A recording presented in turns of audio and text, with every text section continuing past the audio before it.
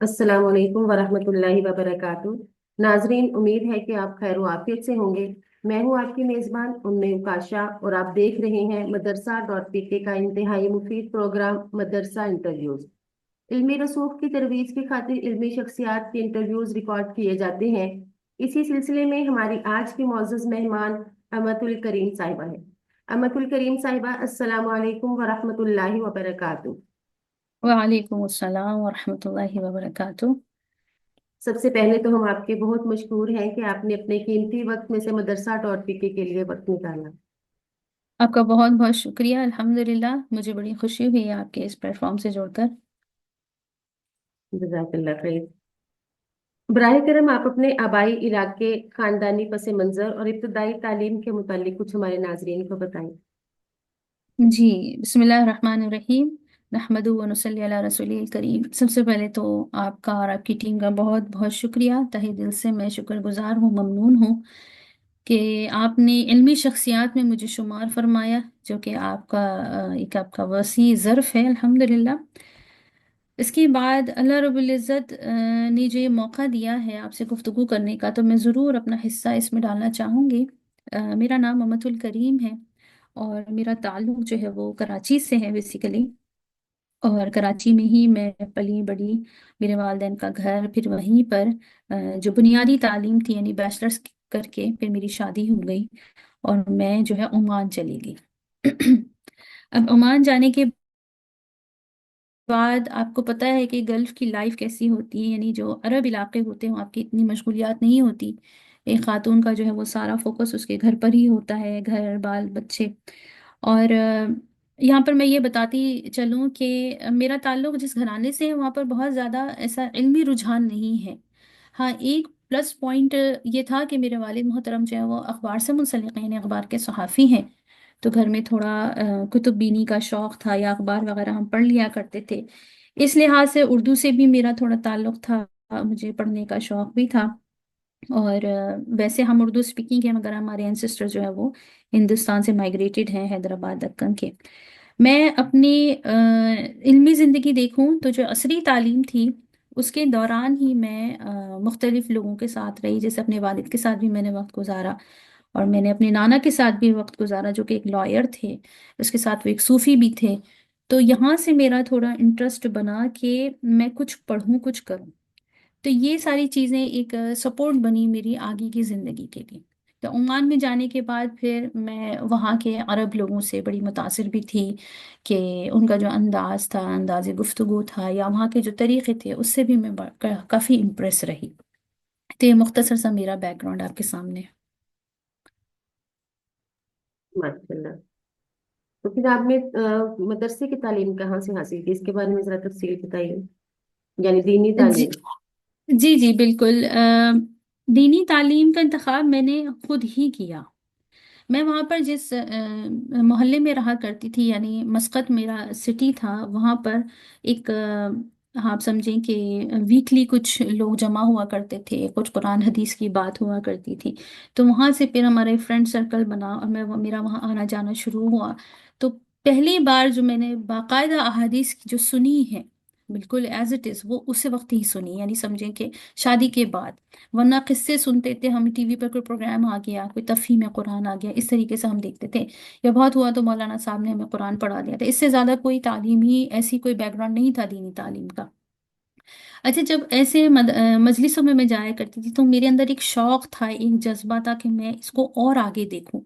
अब हर हफ्ते मुझे इंतज़ार रहता था कि मैं जाऊंगी, दर्स सुनूंगी, मगर उसके बाद फिर वो टेम्परामेंट टूट जाता था। तो वहाँ फिर मेरी एक ख्वाहिश शुरू हुई, जिसके लिए फिर मैंने दुआएं की अल्लाह ताला से। और एक वक्त ऐसा आया कि मेरी मतलब तीसरी बेटी पैदा हो चुकी थी, तो मुझे किसी दोस्त ने कहा कि ऑनलाइन पढ़ाई होती है। तो मैंने उससे पूछा कि क्या पढ़ाई होती है। उसने कहा कि भाई, जो आलिम बनते हैं, जो दरस निज़ामी होता है, उसमें हदीस, तफसीर, फ़िक़्ह और ये जो चीज़ें पढ़ाई जाती हैं। तो मुझे बड़ा अच्छा लगा। मैंने कही तो बहुत अच्छी बात है कि मुझे कहीं बाहर भी ना जाना पड़े और मुझे घर बैठे जो है मदरसा अवेलेबल हो जाए। वहाँ से फिर मैंने एक मदरसा ज्वाइन किया, हनाना एकेडमी उसका नाम था, जो दुबई की एकेडमी थी। वहाँ पर जो है पहला साल जिसको आप ओला कहते हैं वो पढ़ाया जाना था, तो उसमें मैंने दाखिला लिया। اور یقین جانے کہ وہ داخلہ لینا میرا اتنا مبارک ثابت ہوا کہ چھوٹی بچی تھی میری، 6 مہینے کی بیٹی تھی، پھر دو اور بڑے بچے تھے، گھر کے سارے کام وہاں پر آپ کو پتہ ہے کہ خود کرنے پڑتے ہیں، کوئی میڈ وغیرہ کا سسٹم بھی ایسا نہیں تھا۔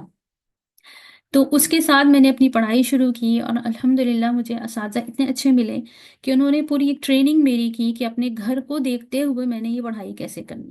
تو اس طریقے سے میں نے پھر وہ اپنے اس زمانے میں نا 4 سالہ عالمہ کا کورس ہوا کرتا تھا، میں نے اپنے 4 سال پورے کیے الحمدللہ، اور 2017 میں فارغ ہوئی۔ اور پھر اسی طریقے سے اس سفر کو میں آج تک لے کے الحمدللہ چل رہی ہوں۔ میں نے تخصص بھی کیا 2017 سے، جیسی فری فراغت ہوئی جب سے میں نے تدریس کے شعبے کو بھی جوائن کیا، اور مستقل جو ہے وہ میں درس و تدریس میں ابھی تک جو ہے مشغول ہوں۔ اور اللہ تعالیٰ سے دعا ہے کہ آگے بھی ہمیشہ آخری سانس تک اللہ تعالیٰ طالب علم ہی رکھیں۔ ماشاء اللہ، بہترین۔ اچھا، آپ نے تعلیمی سلسلہ اس وقت شروع کیا جب عام طور پہ خواتین اس ٹائم میں تعلیم کو خیر آباد کہہ چکی ہوتی ہیں، یعنی پڑھنے کا سلسلہ جاری بھی ہو تو جب بچوں میں آتی ہیں تو وہ اس سلسلے کو منقطع کر دیتی ہیں، لیکن ماشاء اللہ آپ نے اس وقت میں اس کو جوائن کیا۔ دوسرا میں جی آپ سے بالکل۔ یہ پوچھنا چاہوں گی کہ عام طور پہ یہ کہا جاتا ہے کہ آن لائن جو تدریس ہے وہ اتنا فائدہ مند نہیں ہوتی، یعنی تربیت نہیں کر سکتی، لیکن آپ کی تو لگتا ہے کہ ماشاءاللہ بہت اچھی تربیت ہوئی جو آپ ایسی ہی جڑیں کہ ابھی تک آپ اسی کام میں ہیں، تو اس کے اوپر تھوڑا سا روشنی ڈالیں گے؟ جی آپ نے بہت اہم بات کی۔ دیکھیں بعض دفعہ ایسا ہوتا ہے کہ کچھ چیزیں مشاہدے میں ہوتی ہیں، کچھ چیزیں جو ہیں وہ سنی سنائی ہوتی ہیں۔ ہر زمانے کی ایک ریکوائرمنٹ ہوتی ہے، ٹھیک ہے؟ اور آپ دیکھیں کنویں کے پاس کون آتا ہے؟ پیاسا ہی آتا ہے۔ تو آن لائن ایک ایسا آپشن ہوتا ہے جس میں آپ پکڑ پکڑ کر نہیں لا رہے ہوتے، جن کے اندر آلریڈی طلب ہوتی ہے وہ اس کو جوائن کرتے ہیں، اور جو واقعی طلب والے ہوتے ہیں اس کو جوائن کر کے پھر آخر دم تک اس کا ساتھ دیتے ہیں، اس کو اپنے اندر ایبزارب کرتے ہیں۔ جہاں تک بات تربیت کی ہے، تو تربیت صرف اور صرف مدارس سے نہیں کی جاتی، آپ کو صحبت بھی لینی پڑتی ہے۔ جو شروع سے ہمارا، جیسے میں نے آپ کو بتایا کہ میرا انٹریکشن اپنے نانا سے زیادہ تھا جو کہ ایک صوفی تھے، تو میرے ذہن میں جو ہے نا باعمل مسلمان بہت ویلیو کرتا تھا۔ قرآن مجید میں آتا ہے نا کہ کونوا مع الصادقین، تو وہاں سے میں نے ایک ایسا سفر شروع کیا جو کہ سچے اللہ والے نیک لوگ، بزرگان دین، بڑے علماء اولیاء کا سفر ہوتا ہے۔ تو میں نے اپنی ساتھ ساتھ تربیت کے اوپر بھی غور و فکر کیا، اس کو بھی سیلیکٹ کیا کہ نہیں، میں نے اپنے اس علم کو، اس کا جو باطنی نور ہے اسے بھی حاصل کرنا ہے۔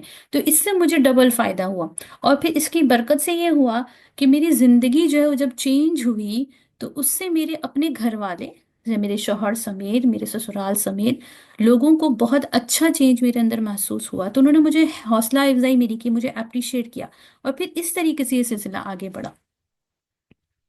ماشاء اللہ۔ اچھا، میرا اگلا سوال یہی تھا کہ گھر والوں کی طرف سے تو نہیں آپ کو کوئی رکاوٹ کا سامنا کرنا پڑا کہ بچے چھوٹے ہیں اور تم نے کیا پڑھنا پڑھانا شروع کر دیا؟ جی نہیں، مجھے کبھی بھی ایسا تو سامنا نہیں کرنا پڑا، کیونکہ جیسے میں نے آپ کو بتایا کہ میں ٹائم مینجمنٹ میری زندگی میں شروع سے ہے الحمدللہ، ٹھیک ہے؟ میں نے اپنے والد سے یہ چیزیں سیکھی ہیں کہ کوئی بھی کام کرنا ہو تو پری پلان ہو، ٹھیک ہے؟ ماشاء ایک اللہ۔ کام کی وجہ سے دوسرا کام آپ کا سفر نہ کرے، کسی ایسے کام میں ہاتھ مت ڈالو جو کہ تم ادھورا چھوڑ دو۔ تو کچھ ایسی چیزیں ہیں جو میں نے اپنے والد میں دیکھی تھیں، اور اسی طریقے سے میرے اپنا بھی مائنڈ اس ٹائپ کا ہے کہ میں وقت سے پہلے چیزوں کو کر لیتی ہوں۔ اور میرے اساتذہ نے مجھے ہمیشہ یہ کہا کہ شوہر کو، شوہر اور گھر آپ کی اولین فرائض میں سے ہیں، اور یہ چیزیں ساری نفلی میں شمار ہوتی ہیں، تو آپ خود دیکھ لیجئے کہ آپ نے کس کو ویلیو کرنا ہے۔ تو میرا یہی روٹین ہوا کرتا تھا کہ میرے شوہر محترم جب جاتے تھے تو میری کلاسز کا آغاز ہوتا تھا، اور پھر کلاسز ختم ہوتی ہی میرے بچے اسکول سے آتے تھے، درمیان کے گیپس جو 10 منٹس کے ہوتے تھے اس میں میں اپنی کوکنگ کر لیتی تھی۔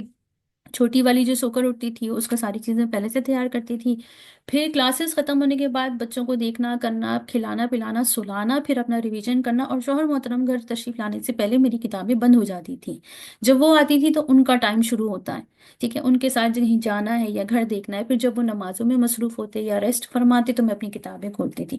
تو میری کتابوں سے یا میرے اسکیجول سے کسی کو الرجی نہیں ہوئی، بلکہ سب کے اوپر ایک اچھا امپیکٹ پڑا کہ میں ڈبل محنت کری۔ اور واقعی جب آپ کو کوئی چیز حاصل کرنی ہوتی تو آپ کو ایسا نہیں ہوتا کہ سارے عناصر آپ کی مدد میں لگ جائیں، آپ کو مشقت کرنی پڑتی ہے، آپ کو اپنی نیند ماننی پڑتی ہے۔ رات کو سب کے سونے کے بعد اٹھ کر ہم اپنا جائزہ کرتے تھے یا اپنا یاد کرتے تھے۔ کبھی کبھی ایسا بھی ہوا، اکثر بتاتی ہوں، کہ میں ٹیبل کے اوپر سر رکھ کر سو جاتی تھی، میری ساس آ کے مجھے جگاتی تھی کہ جاؤ بستر پہ جا کے سو جاؤ۔ تو میں نے کسی اور کا ٹائم نہیں کھایا، یہ میں نے سب کے ٹائم سب کو دیے، اور اس کے علاوہ اپنے اپنی نیند کو یا اپنے آرام کو جو ہے وہ اس کو سفر کر کے جو ہے محنت کی، اور اللہ تعالیٰ نے آج اس کا پھل الحمدللہ نصیب فرمایا۔ ماشاء اللہ، بہترین۔ اچھا، آپ کے خیال میں ایک عورت کی ترقی کے لیے سب سے اہم اور بنیادی عامل کیا ہوتا ہے؟ دیکھیے، سب سے پہلے تو عورت کی ترقی کا معیار کیا ہے؟ اگر عورت کی ترقی شانہ بشانہ باہر نکلنا یا مردوں کے ساتھ کام کرنا ہے تو یہ ترقی کا ٹارگٹ ہی غلط ہے۔ عورت کی ترقی کا سب سے پہلا جو میدان ہے نا، اس کا گھر ہے، ٹھیک ہے؟ کیونکہ ہمارا معاشرہ ہے، مرد کے اوپر جو ذمہ داریاں ہیں وہ پوری کرتا ہے، تو اس کے علاوہ کی جو دوسری ذمہ داریاں وہ خواتین کو پوری کرنی چاہیے، ٹھیک ہے نا؟ مرد اور جی، عورت مل کر ایک گاڑی چلاتے ہیں۔ تو بالکل۔ سب سے پہلی جو ترقی ہے اس کا اندازہ کہتے ہیں نا کہ آپ کا اسپاؤز آپ کو بتائے، لوگوں کو بتا سکتا ہے کہ آپ کتنے پرفیکٹ ہیں۔ ایک مرد کے بارے میں ایک عورت کے ویوز، یا عورت کے بارے میں مرد کے ویوز بتا سکتے ہیں، ٹھیک ہے؟ تو گھر کی ترقی سے ہی ترقی شروع ہوتی ہے۔ اس کے علاوہ آپ اس کے بعد یعنی اپنے حقوق اور فرائض جو بھی آپ اچھے سے نبھانے کے بعد آپ کوئی بھی پیشہ اختیار کر سکتے ہیں۔ آپ ڈاکٹرز بنے، انجینئرز بنے، آپ معلم بنے، معلم سے بڑا کیا ایک درجہ ہوگا؟ آپ دیکھیں، ان جو شریعت کی حدود ہیں اور جو آپ کے مین بنیادی آبجیکٹیوز ہیں ان کو لے کر، ان کو ساتھ رکھتے ہوئے آپ ڈاکٹر بنے، انجینئر بنے، کاروبار کریں، آپ سائنسدان بنے، آپ استاد بنے، اور آپ ایک اسلامی معاشرہ اچھا سا قائم کر سکیں۔ اس میں بنیادی عوامل یہ ہوتے ہیں کہ سب سے پہلے تو آپ کے ساتھ ایک سپورٹ ہوتی ہے۔ اگر آپ ان میرڈ ہیں تو آپ کے والدین کی سپورٹ آپ کے لیے بہت ضروری ہے، اور اگر آپ میرڈ ہیں تو آپ کے شوہر کی سپورٹ جو ہے وہ بہت زیادہ ضروری ہے۔ یہ آپ کے لیے بڑی اچھی ایک پلس پوائنٹ ہو جاتا ہے۔ اس کے ساتھ آپ نے جو کرنا ہے، یعنی خاتون کو اپنے کام کو آگے بڑھانے کے لیے اپنی نیت کو اچھا رکھنا ہے، ٹھیک ہے نا؟ اپنی محنت کرنی ہے، آپ نے 100% محنت کرنی ہے اور قربانی دینی ہے۔ تحمل کے ساتھ اپنے کسی گول کو لے کر چلنا ہے۔ اپنے کسی گول کے لیے آپ نے بہت بڑی پلاننگ کرنی ہوتی ہے، ٹھیک ہے؟ اب جیسے مدارس کی اگر دنیا دیکھیں یا میرے اپنے درس اور تدریس کو دیکھیں تو مجھے پری پلان ہونا ہے، مجھے محنت کرنی ہے، مجھے اپنا آرام قربان کرنا ہے، ٹھیک ہے نا؟ کیونکہ میری نیت یہاں پر یہ ہے کہ میں نے دین کا کام کرنا ہے، میں نے اپنے دین کی اشاعت کرنی ہے، نہ کوئی مجھے اس سے عوض کی وہ رہے، لالچ رہے، نہ مجھے کوئی حب جاہ یا حب مال کو میرے اندر نیت رہے۔ تو اخلاص کے ساتھ میں نے اپنے کام کو شروع کرنا ہے۔ اسی طریقے سے اپنی دماغی جتنی صلاحیتیں ہوتی ہیں، اپنی جسمانی جتنی صلاحیتیں ہوتی ہیں، اس کو پورا کا پورا ڈیڈیکیٹڈلی آپ نے اس کے اندر ڈالنا ہوتا ہے۔ اپنے کام کو جدت دینی ہے، ٹھیک ہے؟ نئے نئے طریقوں سے ہم اپنے کام کو سپورٹ کر سکتے ہیں، اور تحمل سے ساری چیزوں کو ساتھ لے کر جب ہم چلیں گے تو ہم کوئی جو بھی ہم گول سیٹ کریں گے اس میں ہمیں یقیناً ترقی ہوگی انشاءاللہ۔ کیونکہ دیکھیں، ہارڈ ورک کے اوپر آپ کی کامیابی کا وعدہ ہے اللہ کی طرف سے۔ اب وہ ہارڈ ورک کوئی بھی کرے، مسلمان کرے، کافر کرے، جو بھی ہارڈ ورکر ہوگا اس کو کامیابی ملتی ہی ہے۔ بالکل بہترین۔ تو خواتین کے لیے دینی تعلیم کے ساتھ ساتھ عصری تعلیم حاصل کرنا کتنا ضروری ہے؟ کیا دونوں تعلیمات کا امتزاج ان کی شخصیت پر مثبت اثر ڈالتا ہے؟ آپ کی اس کے بارے میں کیا رائے ہے؟ جی، یہ بہت اچھا سوال ہے، ایسا ہی ہے۔ دیکھیں، نبی علیہ الصلوۃ والسلام کے دور میں بھی اگر ہم دیکھیں تو خواتین بہت سے کام کیا کرتی تھیں۔ خود حضرت اقدس صلی اللہ علیہ وسلم کی جو زوجہ سودا رضی اللہ عنہا تھیں، وہ ان کا ایک پیشہ تھا، جانوروں کی کھالوں کو رنگنے کا کام وہ کیا کرتی تھیں، ٹھیک ہے؟ اسی طریقے سے بہت سی روایتیں موجود ہیں جس میں آقا علیہ الصلوۃ والسلام اپنے تجارتی معاملات میں اپنی خواتین کو شامل کیا کرتے تھے۔ جابر بن عبداللہ رضی اللہ عنہ کی جو چچی تھی وہ کاشتکاری کیا کرتی تھی۔ اب یہ ساری چیزیں جو ہے نا، یہ ہنر میں شامل ہوتی ہیں۔ اب آج کا جو زمانہ ہے اس کا اصل ہنر ہے آپ کی تعلیم، یعنی عصری تعلیم۔ اس کے بغیر آپ ہنر میں نہیں جا سکتے۔ ایک کیٹیگرائزڈ پورا ایک جو ہمارا ایجوکیشن سسٹم ہے اس کو کیٹیگرائز کر دیا گیا ہے کہ آپ نے میٹرک کرنا ہے، میٹرک بعد انٹر ہے، انٹر کے بعد آپ کے پاس چوائس آتی ہے، چاہے تو آپ پری میڈیکل لیں یا کچھ اور لیں، کامرس لیں، فائنینس لیں، پھر آپ ان شعبوں میں جا سکتے ہیں۔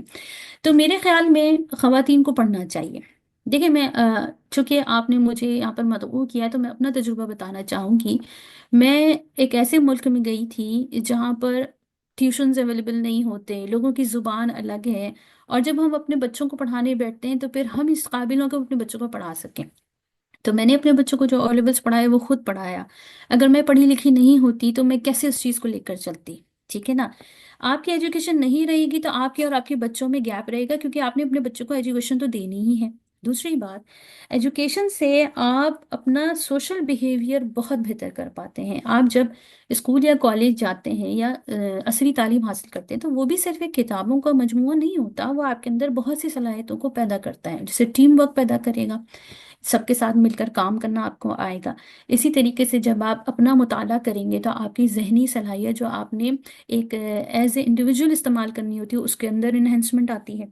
بالکل اسی طریقے سے جو سوشل آپ کی گیدرنگز ہوتی ہیں، جو آپ ساتھ ملتے ہیں، فیلوز کے کیا رائٹس ہوتے ہیں، اسی طریقے سے کلاس روم کے کیا ادب ہوتا ہے، ٹیچرز کے کس طریقے سے آپ نے بیہیو کرنا ہوتا ہے، ایک انتظامیہ ایک مینجمنٹ کے ساتھ آپ کے کیسے ریلیشن شپس ہونے چاہیے، آپ کی ٹریڈ کیسی ہے، آپ دکان پہ جائیں گے تو کیسا ہوگا، اسکول جائیں گے تو وہاں پہ آپ کے کیا ایگریمنٹس آپ نے سائن کرنے ہوتے ہیں، آپ نے قانون سیکھنا ہوتا ہے. آپ دیکھیں گے جب آپ باہر جائیں گے، جب آپ سیکھیں گے چیزوں کو، آپ کو ٹریفک لاس پتہ چلیں گے، آپ کو بہت ساری چیزیں پتہ چلتی ہیں. تو یہ جو ایکسپوجر ہے تعلیم کا، یہ آپ کے اندر اچھی تبدیلی لے کر آتا ہے. ہاں، اس میں یہ چیزیں ہوتی ہیں، ساری بات ویلیوز کی ہے اور باؤنڈریز کی ہے، ٹھیک ہے نا.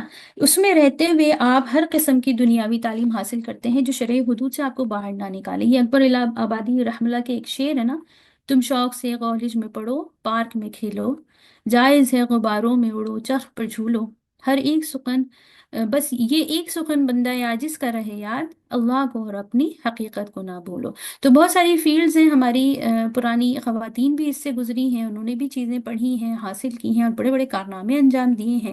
تو ہر قسم کی تعلیم آپ حاصل کر سکتے ہیں اپنے گول کو، ٹارگیٹ کو جو ہے وہ فکس کر کے، کیونکہ یہ جو تعلیم ہوتی ہے عصری تعلیم، یہ بھی ایک اچھا کمبینیشن، یہ آپ کے انٹلیکچوئل لیول کو بہت بڑھاتا ہے، آپ کے سلیقہ آپ کے اندر پیدا کرتا ہے. پھر یہ جو گیپ ہوتا ہے نا آپ کا، دنیا داروں کا اور دیندار لوگوں کا، جو طبقوں کا جو گیپ ہے، اس کو ختم کرنے کے لیے آپ کو عصری تعلیم آنی چاہیے، آپ کو سیکھنی چاہیے، تاکہ آپ اپنے اظہار، جس کو کہتے ہیں نا معافی ضمیر کا اظہار کرنے کا سلیقہ آپ کو پیدا ہو. تو میں سمجھتی ہوں کہ دینی تعلیم تو بنیادی ضرورت ہے ہی ایک انسان کی، اس کے ساتھ ساتھ اس کو عصری تعلیم پر بھی ملکہ ہونا چاہیے. جزاک اللہ. بالکل ہمارے اداروں میں ابھی اس چیز کی کمی ہے کہ ہم نے اپنی تعلیم کو دو حصوں میں تقسیم کر دیا، عصری اور دینی، اور اسی لیے گیپ بھی آیا. تو آپ کی بہت اچھی بات ہے کہ اس گیپ کو ہم ختم کر سکتے ہیں. بالکل انشاءاللہ. جب موجودہ دور میں خواتین عالمات کو معاشرے میں مؤثر کردار ادا کرنے کے لیے کیا اقدامات کرنے چاہیے؟ جی بالکل، دیکھیے ایک عالم بننا جو ہے ہر ایک کے بس میں بھی نہیں ہوتا، ہر ایک کو اس تک رسائی بھی نہیں ہوتی، ہر ایک کے اندر اتنی کیپیسٹی بھی نہیں ہوتی. یہ چنے ہوئے لوگ ہوتے ہیں جنہیں اللہ تعالیٰ یہ منصب عطا فرماتے ہیں. بالکل ایسے ہی ہے. لیکن ہماری عالمات جو ہے نا پھر معاشرے میں اس رسوخ نے اتنا مطلب کردار نہیں ادا کرتے. عموماً شادی کے بعد تو بالکل بیٹھ جاتی ہیں. تو آپ کو کیا لگتا ہے اس کی کیا وجہ ہوگی؟ جی بالکل، آپ نے بالکل درست بات فرمائی. اصل میں مسئلہ یہ ہے کہ شادی ہونا کا کسی کام کی رکاوٹ کو شادی کو نہیں بنانا چاہیے. ہمارا سارا فوکس شادی شادی شادی ہی ہوتا ہے کہ شادی سے پہلے ہم اپنا آپ کو مینٹین بھی کرتے ہیں، جسمانی طور سے بھی مینٹین کرتے ہیں، بہت ایکٹیو رہتے ہیں. اور مرد حضرات کو بھی دیکھیں تو وہ بڑے ایکٹیو رہتے ہیں. جب شادی ہو جاتی ہے تو ہمیں لگتا ہے ہماری زندگی کا مقصد ختم ہو گیا. ایسا نہیں ہے، شادی تو آپ کی زندگی کا مقصد حاصل کرنے کے لیے ایک ذریعہ ہے جو آپ کی توجہات کو ایک بنیادی مرکز پر لے کر آ جاتا ہے. تو اصل کام یہ ہوتا ہے کہ آپ جو بھی فیلڈ اپنائیں، چاہے وہ آپ عالم ہو، فاضل ہو یا کچھ اور ہو، آپ نے اس کا پوری زندگی کے لیے اپنانا ہوتا ہے. اب ایک عالمہ ہے، اب ایک عالمہ ایک بہت بڑی قیمتی ایک اس کے پاس ایک خزانہ ہوتا ہے. اب اس کو جب تک وہ اپنے معاشرے میں سپریڈ نہیں کرے گی، اسے نہ اپنے علم سے فائدہ ہوگا، نہ ہی دوسرے اس کے علم سے فائدہ اٹھا سکتے ہیں. تو اس کے لیے آپ کو بہت سارے طریقے ملتے ہیں کہ آپ اپنے معاشرے میں اپنی جگہ کیسے بنائیں یا اثر رسوخ آپ کیسے حاصل کریں. سب سے پہلی بات تو آپ اپنے اخلاقیات کے اوپر بہت توجہ دیں. اخلاقیات کا جو شعبہ ہے اس میں آپ کی کمیونیکیشن سکلز بھی شامل ہوتی ہیں، آپ کا صبر اور تحمل اور اگنورنس بھی شامل ہوتی ہے، یعنی آپ عفو و درگزر سے کام لیں. آپ دیکھیں اپنے گھر سے آپ شروع کریں. گھر سے کیسے شروع کریں کہ آپ کے گھر میں بھی مختلف مزاج کے لوگ ہوتے ہیں، ٹھیک ہے. آپ کا دل بڑا ہو، آپ کا مزاج پولائٹ ہو، سافٹ ہو. اور پھر جب آپ لوگوں کا، جب آپ کو دل جیتنا آئے، ٹھیک ہے۔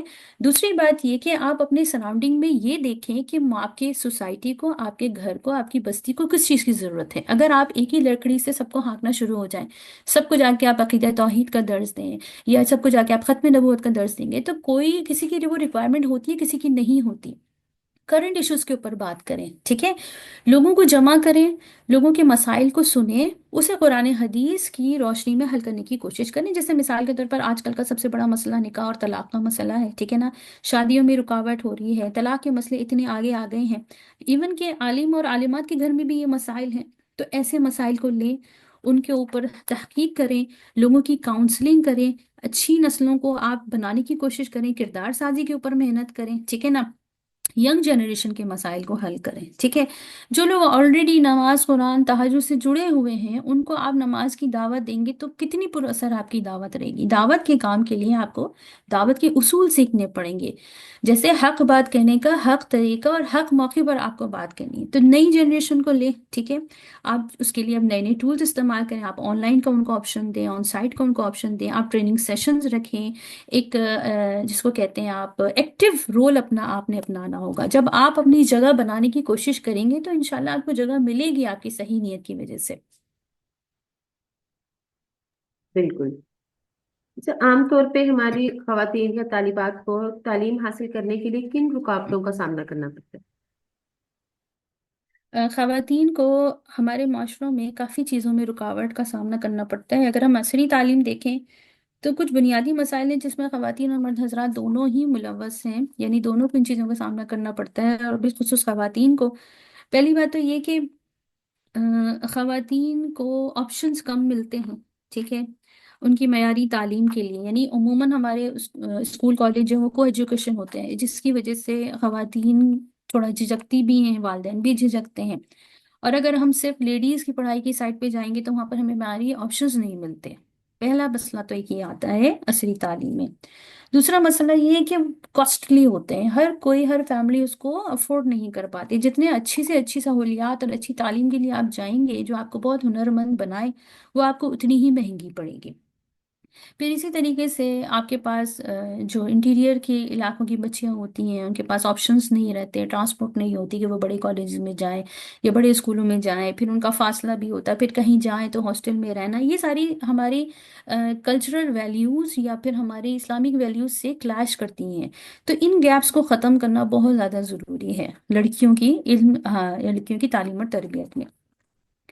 اسی طریقے سے ان کو سپورٹ کم ملتی ہے، کیونکہ آپ دیکھیں ہمارے پاس اکنامیکل ایشوز زیادہ ہونے کی وجہ سے ہمارے ذہن میں یہ ہوتا ہے کہ لڑکے جو ہے وہ اپنا آگے ان کو کمانا دھمانا بھی ہے، تو یہاں پر ہمیں مجبوراً بھی، بعض دفعہ بعض لوگ تو مجبوراً بھی ہمیں کرنا پڑتا ہے کہ بھائی لڑکی کو ایک میڈیم، ایک ایوریج تعلیم دلوا دی جائے، کیونکہ اس نے گھر ہی سنبھالنا ہے، اور لڑکوں کو ہائر جو ہے وہ ایجوکیشن کی طرف بھیجا جاتا ہے۔ تو یہ وسائل کی کمی کی وجہ سے ایسا بھی جو ہے وہ ہمارے معاشرے میں دیکھا جاتا ہے۔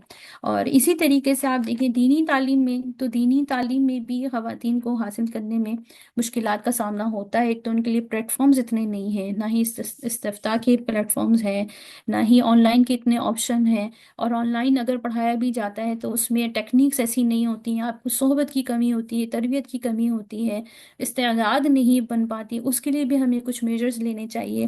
اسی طریقے سے ایک چیز جو میں کہنا چاہوں گی وہ یہ کہ خواتین جب ذہانت کا مظاہرہ کرتی ہیں تو انہیں اتنا سپورٹ نہیں کیا جاتا، ان کی حوصلہ افزائی نہیں کی جاتی، جبکہ ہم اپنے پچھلے دور کے اکابرین کو دیکھیں یا متقدمین میں خواتین کو دیکھیں تو ان کی باقاعدہ کتابیں چھپا کرتی تھی اور بڑی ان کی عزت کی جاتی تھی۔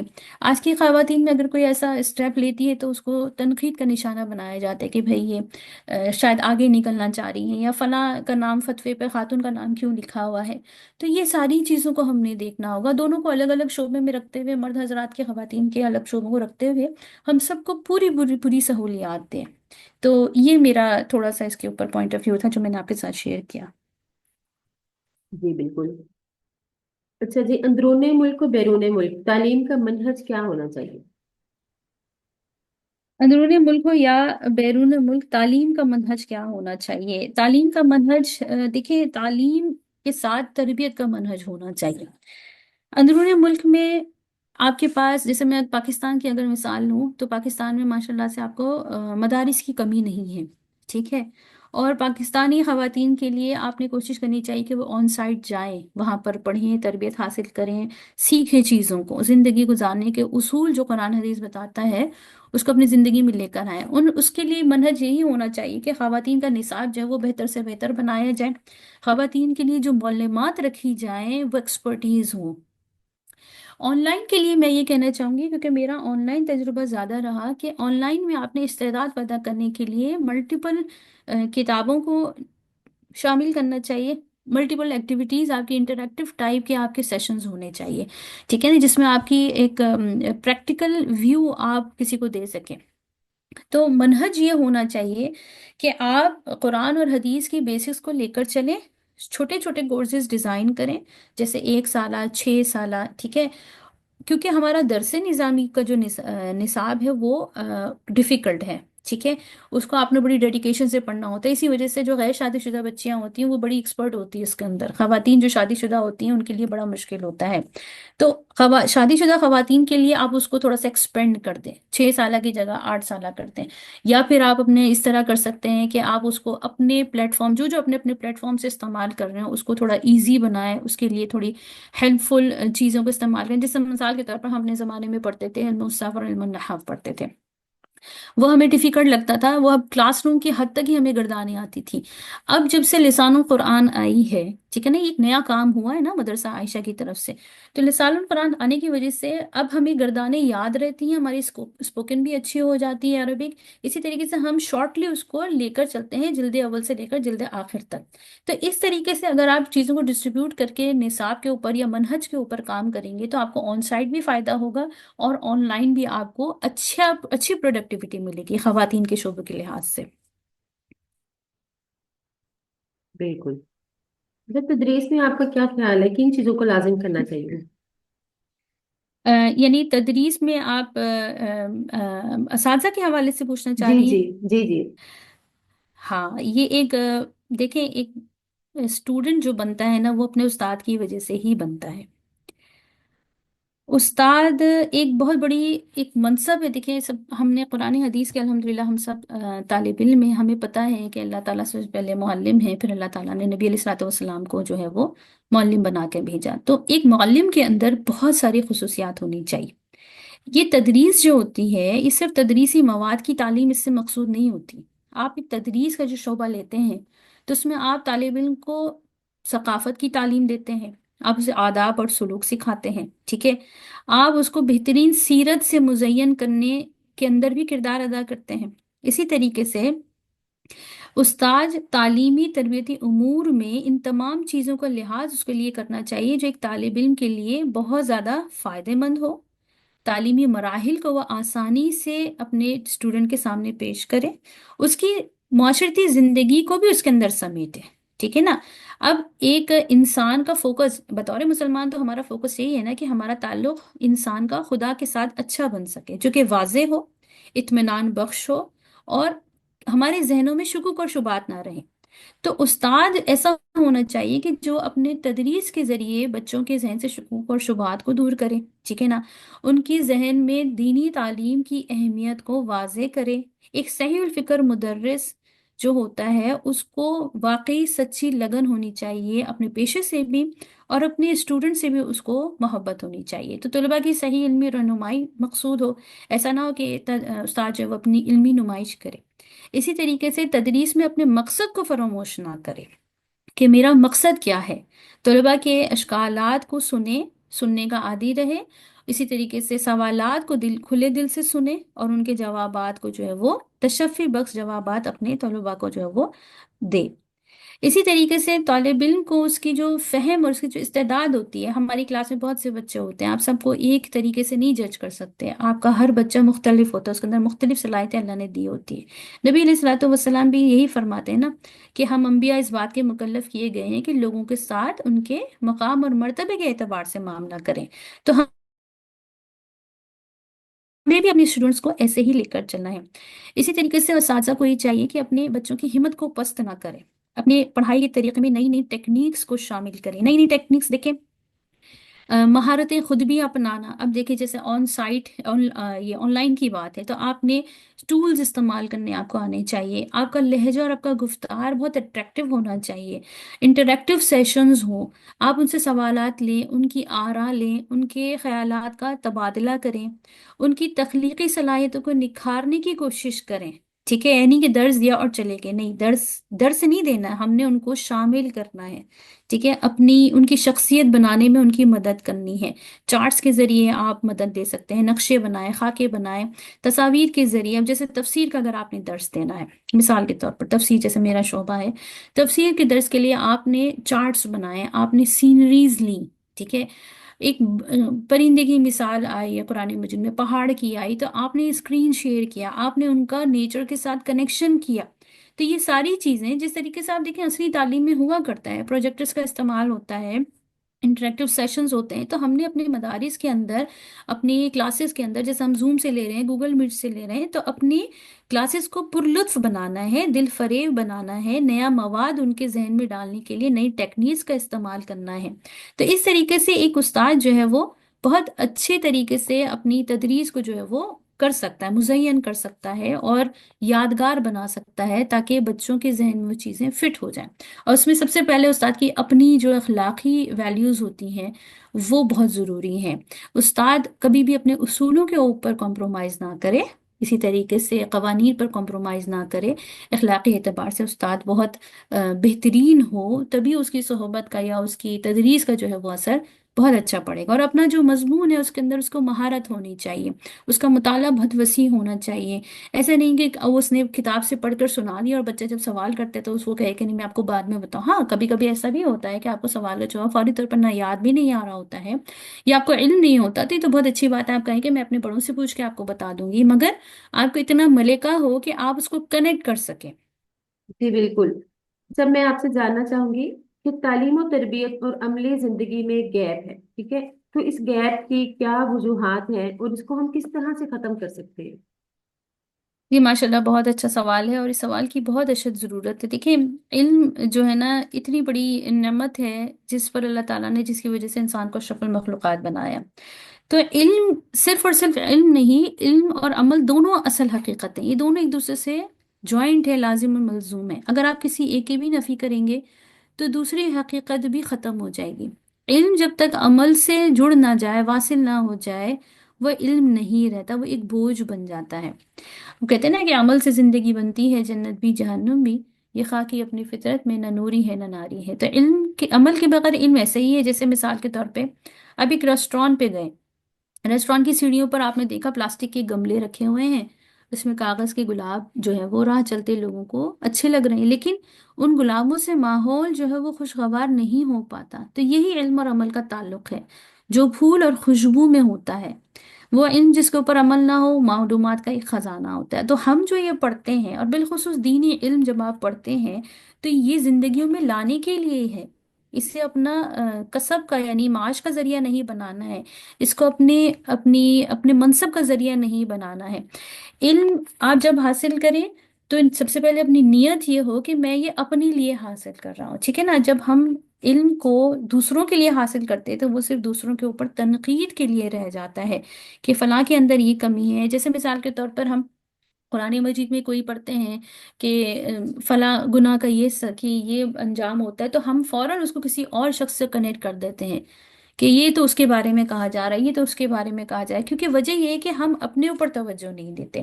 تو ہمارا جو گیپ ہے اس کی کئی وجوہات ہیں.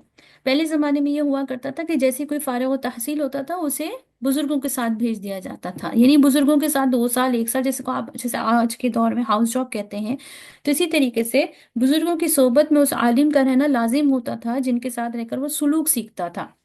سلوک میں کیا سکھایا جاتا ہے؟ آپ کی اخلاق رذیلہ سے نجات دلائی جاتی ہے، اخلاق حمیدہ آپ کے اندر پیدا کیے جاتے ہیں، اس کی پریکٹسز ہوتی ہیں پوری. تو اس سے آپ کے اندر حب جاہ، حب مال، حسد، تکبر، یہ ساری چیزیں ختم ہوتی ہیں. پھر آپ ایک کھلے دل کے ساتھ اپنے علم کو اپنے اندر ڈال سکتے ہیں، اور پھر جب آپ کے اندر اچھی صلاحیتیں اور اچھے اخلاقیات آ جاتے ہیں تو وہ آپ کی ذات سے نکل رہے ہوتے ہیں، پھر آپ کے علم اور عمل میں گیپ نہیں ہوتا. تو یہ قیل اور قول سے زیادہ اس کو ہم نے اپنے حال پر وارد کرنا ہے. یعنی میں نے جو پڑھا ہے کہ جھوٹ کی بو سے فرشتہ چلا جاتا ہے، تو میں واقعی جھوٹ بولتے ہوئے میرے ذہن میں اس کا استحضار رہے کہ میں نے جھوٹ بولا تو اس کا یہ ہوگا. جبکہ دکھنے میں کیا آتا ہے کہ پڑھائی کے لیے تو میں بہت اچھا پڑھ رہی ہوں، یا ڈیلیور تو میں بہت اچھا کر رہی ہوں، مگر میری اپنی زندگی جو ہے وہ گناہوں سے جہنم بن چکی ہے. تو ان چیزوں کو بہت زیادہ دیکھنا پڑتا ہے. آپ نے اساتذہ ایسے رکھنے ہیں جو خود ٹرینڈ ہو، ٹھیک ہے نا، جو خود اچھے لوگوں کی صحبت میں اچھی تربیت حاصل کر چکے ہوں. یہاں پہ اساتذہ کا چناؤ بہت لازم ہے، اچھا کرنا. اسی طریقے سے جب بچوں کو آپ پڑھائیں تو بچوں کے اندر اس کو انڈیلنے کی کوشش کریں. ٹھیک ہے، کہ بیٹا آپ نے آج جو سیکھا ہے اس کو آج سے ہی اپنی زندگی میں لے کر آئے. میں اپنے لیے کیا کروں کہ میں نے کوئی علم حاصل کیا تو میں نے اس کو لکھ لیا، اس کو میں نے چارٹ بنا لیا، اپنی دیوار پر لگا لیا. ٹھیک ہے نا، لوگوں سے اس کے تذکرے کی، اس کی دعوت دی. اشرف علی تھانوی رحمۃ اللہ کے بارے میں کیا آتا ہے کہ جو واعظ ہوتا تھا اس کے لیے ایسا عنوان چنتے تھے، فرماتے ہیں کہ ایسا عنوان چنتا ہوں جو میرے اندر جس کی کمی ہے. تو اس چیز کو بولیں گے تو پھر ہمیں خود ایک احساس ہوگا کہ نہیں، ہم نے اپنی زندگیوں میں لے کر آنا ہے.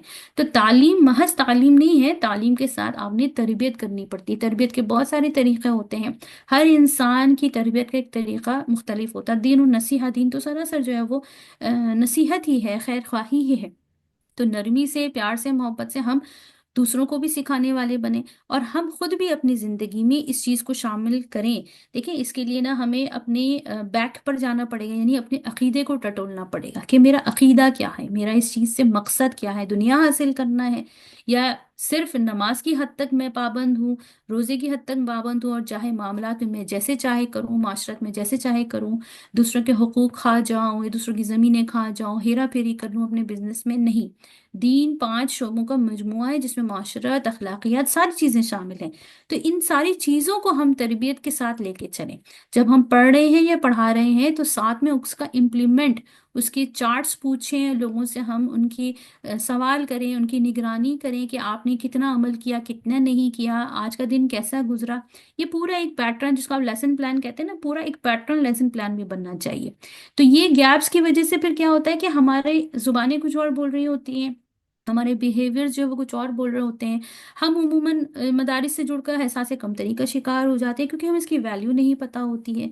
اور کبھی کبھی ایسا بھی ہوتا ہے کہ مدارس میں اکثر بچے اس لیے ڈال دیے جاتے ہیں کہ وہاں پر کھانے پینے کا انتظام ہوتا ہے، رہائش کا انتظام ہوتا ہے، لوگ جو ہے وہ عصری تعلیم افورڈ نہیں کر سکتے. تو ان ساری چیزوں کے اوپر ہم نے سوچنا پڑے گا. اور سب سے بہترین اپنی زندگی میں یہ تعلیم اور تربیت کا گیپ جو ہے دور کرنے کے لیے آپ کو نیک لوگوں کی صحبت چاہیے، آپ کو بڑے لوگوں کے تجربات سے سیکھنا پڑے گا. بالکل ایسے ہی ہے. تو آپ کے نزدیک پلیٹ فارمز کی کیا ترتیب ہونی چاہیے؟ پلیٹ فارمز دیکھیں خواتین کے لیے بھی ہونے چاہیے، مرد حضرات کے لیے بھی ہونے چاہیے. ہم نے نا عصری اور دینی تعلیم کا کمبینیشن، امتزاج پیدا کرنا ہے. ہم نے ہنرمندی سکھانی ہے.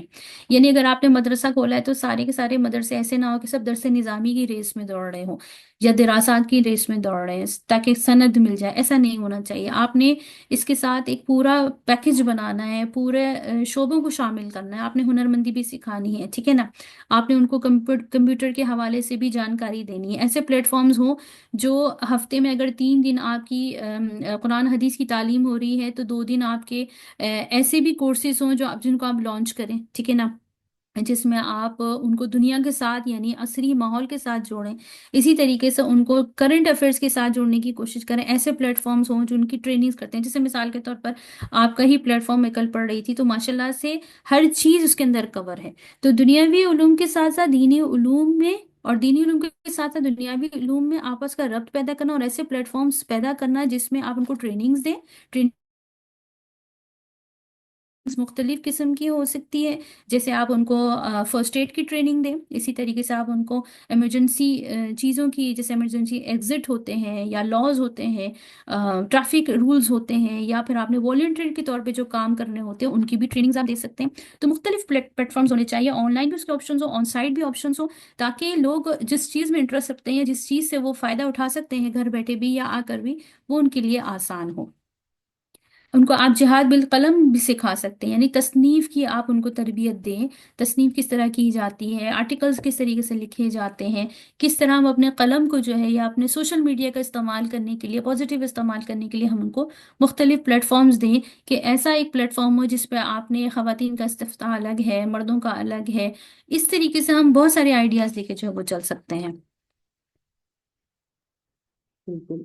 تو مدرسہ ڈاٹ پی کے بارے میں آپ کے کیا تاثرات ہیں؟ جس طرح بھی آپ نے فرمایا کہ کل میں اس کے بارے میں پڑھ رہی تھی، تو اس سے بھی جی، جو ہے۔ مدرسہ ڈاٹ پی کے کا سچ کہوں تو مجھے اس سے پہلے نہیں معلوم تھا، مگر جب میں نے دیکھا ان کے جو پروگرامز کے اسکیجول مجھے بہت اچھے لگے، کہ یہ وہی کام کر رہے ہیں جس میں سے اکثر باتیں میں نے آج آپ کے سامنے رکھی ہیں، کہ تربیت سب سے پہلے، کہ انسان کو، آدمی کو انسان بنانا، اس کے اندر پازیٹیوٹی ڈالنا، اس کے اندر گول پیدا کرنے کی لگن، یعنی کہ میرا آبجیکٹ آف لائف کیا ہے۔ تو یہ کام میں نے دیکھا کہ آپ کے جو مدرسہ ڈاٹ پی کے ہے، اس میں تربیتی ورکشاپس جو دی جاتی ہیں بہت ہی امپریسو ہے ماشاء اللہ سے، کہ آپ لوگوں کو پیشہ ور بنا رہے ہیں، لوگوں کو ان کو پیشے سکھا رہے ہیں، ان کے اندر لیڈرشپ کی جو کوالٹیز ہیں اس کو آپ پوائنٹ آؤٹ بھی کر رہے ہیں، ان کو سکھا بھی رہے ہیں کہ انسان سب سے پہلے اپنے آپ کو پہچانے گا تو ہی وہ اپنے سراؤنڈنگ کو پہچان سکتا ہے۔ اسی طریقے سے میں نے یہ بھی دیکھا کہ ماشاءاللہ آپ لوگ درس و تدریس کے جدید جو طریقے ہیں ان سے بھی لوگوں کو واقفیت دے رہے ہیں، اور آپ کے پاس مختلف شعبہ جات ہیں، اسلامک اسٹڈیز کے ہیں، اور سب سے اچھی بات جو مجھے لگی وہ یہ کہ آپ لوگ فرقہ واریت سے بلند ہو کر، بلند سوچ رکھ کر کام کر رہے ہیں، یعنی اس تمام لوگوں کو آپ نے اپنے پاس شامل کیا ہوا ہے، اور ہر شعبے کے لیے آپ کے پاس جو ہے وہ قائدین جو ہے وہ مختص بھی ہیں۔ اور اسی طریقے سے ماشاءاللہ سے مجھے یہ بھی پتہ چلا کہ آپ کتابوں کو جو ہے وہ اساتذہ کے ذریعے ریکارڈ بھی کرواتے ہیں۔ یہ بہت فائدہ مند چیز ہے، کیونکہ ایک ایسا شخص جو میرے جیسا شخص ہے جو دور ممالک میں بیٹھا ہوا ہے، اسے اگر کسی چیز سے استفادہ کرنا ہے تو سب سے پہلے وہ یہی سوچے کہ کہیں سے مجھے کوئی ریکارڈڈ سبق مل جائے، کیونکہ ہر وقت ہر جگہ ہر چیز کا استاد نہیں ملتا۔ تو ایک بہت اچھی کاوش ہے۔ اور دوسری بات یہ کہ انسان جو ہے نا تجربے کو پیچھے نہیں رکھ سکتا، تو جو یہ انٹرویوز کا جو سلسلہ آپ نے شروع کیا یہ بہت ہی بہترین ہے، کہ کسی ایک کے تجربے سے ہم سیکھ سکیں کہ بھائی جب یہ بندہ کر سکتا ہے تو میں کیوں نہ کر سکوں، یا اس کی یہ ریکوائرمنٹ ہے تو میں اس کے حساب سے یہ چیز پیدا کروں۔ تو ماشاءاللہ سے یہ مجھے بہت اچھا لگا کہ جس طریقے پر طرز پر آپ کا یہ ادارہ کام کر رہا ہے، اللہ تعالیٰ اس میں دن دگنی رات چگنی ترقیات سے اس کو نوازے، آپ کو، آپ کی پوری ٹیم کو اللہ تعالیٰ بہت جو ہے قبولیت سے نوازے۔ جزاک اللہ خیرہ۔ آپ اس پلیٹ فارم سے یعنی مدرسہ ڈاٹ پی کے پلیٹ فارم سے اہل مدارس کو کوئی پیغام دینا چاہیں گے؟ جی، اہل مدارس کو سب سے پہلے تو میں اپریشیٹ کرنا چاہوں گی کہ یہ اہل مدارس یعنی مدارس کا ہی نظام ہے جو الحمدللہ دین کی بنیادوں کو آج تک لے کر چل رہا ہے، تو ہیٹس آف ٹو یو ماشاءاللہ۔ اور اسی طریقے سے آپ لوگ اتحاد سے، اتفاق سے کام کرتے رہیں، اس وقت امت کو جوڑ کی ضرورت ہے، ٹھیک ہے نا؟ تو جیسے نبی علیہ الصلوۃ والسلام فرمایا کرتے تھے کہ آؤ اس ایک چیز پر جمع ہو جائے جو ہمارے اور تمہارے درمیان متفق ہے، وہ ہے لا الہ الا اللہ، یعنی یہودیوں سے اور اہل کتاب سے نبی علیہ الصلوۃ والسلام یہی فرمایا کرتے تھے۔ تو اگر ہم بیرونی سطح پر یا ورلڈ وائڈ ان چیزوں کو دیکھیں، جس طریقے سے میں یہاں سے بیٹھ کر پاکستان کو دیکھتی ہوں یا مدارس کو دیکھتی ہوں، تو اتحاد اور اتفاق سے اگر آپ اسی طریقے سے کام لے کر چلیں تو بہت انشاءاللہ تعالیٰ ترقی ہوگی۔ اسی طریقے سے علماء کے اختلافات کو یا سوشل میڈیا کو اس طرح سے نہیں پریزنٹ کرنا چاہیے، اس کے اوپر آپ تھوڑا سا فوکس کریں، کوشش کریں کہ ہر چیز کی حوصلہ افزائی کریں، جو جس شعبے میں جس طرح کام کر رہا ہے، حق کام کر رہا ہے، اس کو اپریشیٹ کریں، اور ان اختلافات کو پیچھے رکھ کے اپنے نصاب کے اندر تجدید کے ساتھ، جیسے جو نصاب ہے الحمدللہ ہمارا وہ بہت بہترین ہے، اسے ہم ڈائیورسیفیکیشن دیں زمانے کے لحاظ سے، یعنی ہم ٹریننگز کے ذریعے لوگوں کا جو گیپ ہے دینی طبقے کا اور دنیاوی طبقے کا، اس میں بھی لوگوں کو ٹریننگ دیں، ٹھیک ہے؟ اور مدارس کے لیے ایک پیغام یہ بھی ہوگا کہ علماء کی یعنی اپنے ٹیچرز کی ٹریننگ ضرور کریں، ٹھیک ہے نا؟ ٹیچرز کے اندر یہ کوالٹی ہونی چاہیے کہ ان کو لیسن پلان کا پتہ ہو، انہیں کولیبریٹ کرنا آتا ہو، ٹھیک ہے، کولیبریٹ کرنا آتا ہو، ان کی اپنی اصلاحی نشستوں کے ذریعے ان کی بھی اصلاح ہو تاکہ وہ طلباء کی اصلاح کر سکیں، جدید چیزوں سے، جدید ٹیکنالوجی سے وہ واقف ہوں، اور ان کی ہر شعبے میں جو ہے وہ ٹریننگ کی جائے، کیونکہ جب یہی طلباء یونیورسٹیز کے ہاتھ میں چلے جاتے ہیں تو وہاں پر ان کو بالکل ایک کھلا ماحول ملتا ہے، اور ان کو اتنی سہولیات اور اتنی ٹریننگز مل رہی ہوتی ہیں کہ وہ پھر ہر لحاظ سے وہاں پر پھنس جاتے ہیں۔ تو چونکہ ہمارے پاس الحمدللہ ایک نعمت ہے، تو ہم اس کو اچھے طریقے سے استعمال کریں انشاءاللہ۔ تو یہی بس ایک پیغام دینا چاہتی ہوں۔ اور دوسرا یہ کہ آن لائن کو بہت زیادہ ڈیگریڈ نہ کیا جائے۔ آن لائن پڑھائی کوئی ایسی نہیں ہے کہ اس سے کوئی فائدہ نہیں ہوتا، فائدہ ہوتا ہے، لوگوں کی زندگیاں تبدیل ہوتی ہیں اور بڑی برکتیں ہوتی ہیں، کیونکہ باہر کے شعبے میں پھر اللہ تعالیٰ ایسے لوگوں سے کام لیتے ہیں جو باہر رہے ہوئے ہوتے ہیں اور ان کے پیاسے ہوتے ہیں۔ جزاک اللہ خیر۔ انشاءاللہ آپ کے انٹرویو سے ہماری خواتین کو بہت سی سیکھنے کی چیزیں ملیں گی۔ ہم ایک دفعہ پھر آپ کا شکریہ ادا کرتے ہیں کہ آپ نے اپنے قیمتی وقت میں سے ہمارے لیے وقت نکالا۔ ناظرین، یہ تھی ہماری معزز مہمان امت الکریم صاحبہ۔ اگلے انٹرویو تک کے لیے اجازت چاہوں گی۔ السلام علیکم ورحمۃ اللہ وبرکاتہ۔